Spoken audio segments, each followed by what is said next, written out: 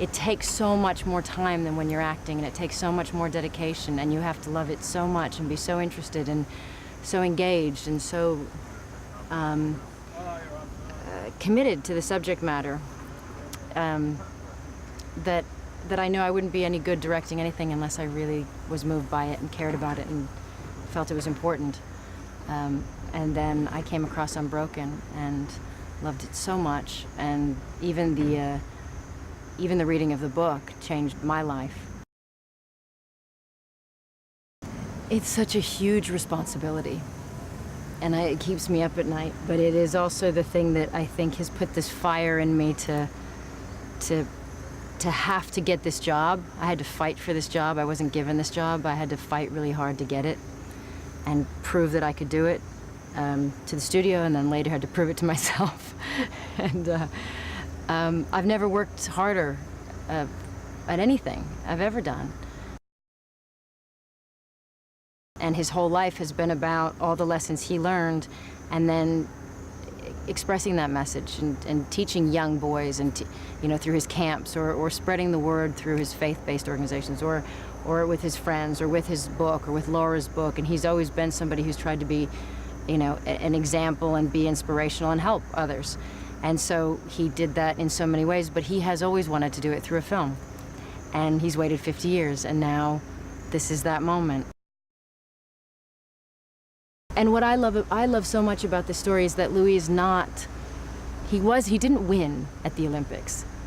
It wasn't the fact that he got a gold medal, and it was the fact that he just was falling so far behind and was in a category beyond what he should have been in for his athletic ability, and he just pushed himself so hard, and he refused to fail.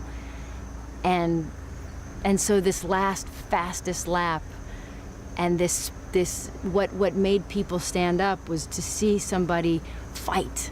It wasn't about winning. It was about seeing somebody try really hard and not give up.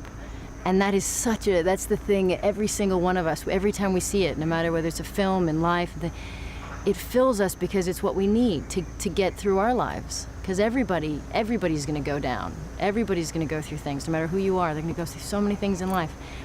And if you get back up, if you can get back up, just you, on your own, you decide to fight another day.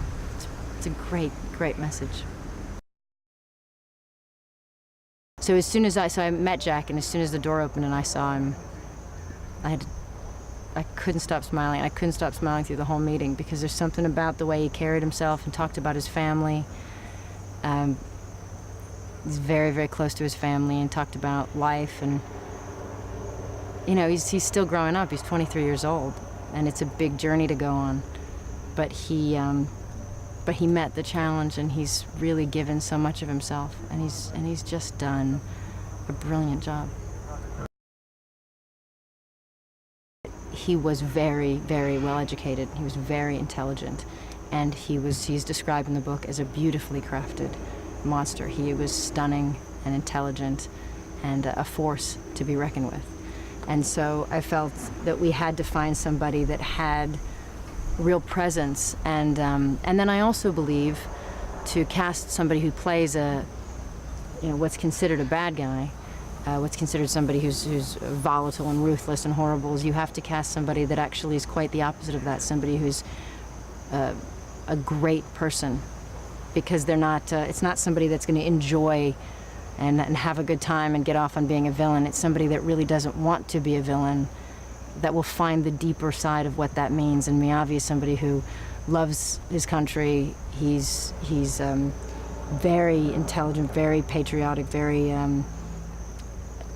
And very, very grounded. His music is very interesting when you listen to his music and his lyrics, and he's a very wonderful dad and a sweetheart of a man.